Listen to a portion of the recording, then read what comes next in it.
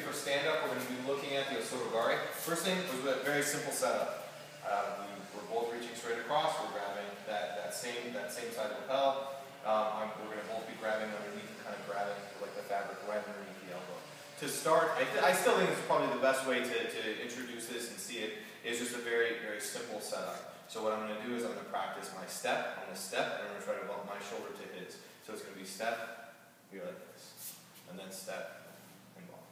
Then we're going to add in the step and the turn while I'm trying to bump. So I'm going to step, turn, bump. Like I'm turning the bus wheel to the left. Step, turn, bump. What I'm trying to do is I'm trying to put weight on this leg. I think it's great just to understand the idea of it. Step, turn, bump. And then we're going to do the step, turn, and swing. So my right leg is just going to swing right next to his. I think it's better to practice the actual swing through so that you get the feel for like what it's actually like to set up the takedown. So I'm going to be going step, turn, and swing. Step, turn, and swing. Step, turn, and swing.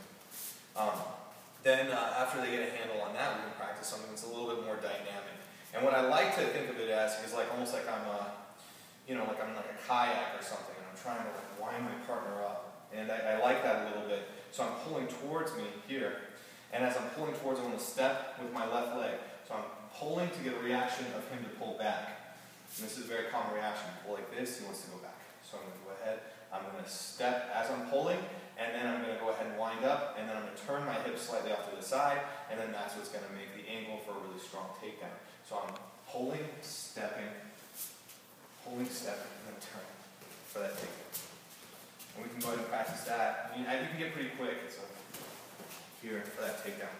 And it's kind of nice. And then, kind of depending on how the class goes, I think we can set it up where you're going to, set it up 4 times. On the 5th one, take your partner down. And then the way to do it so that you're not really hurting your partner is just stay holding onto that lapel.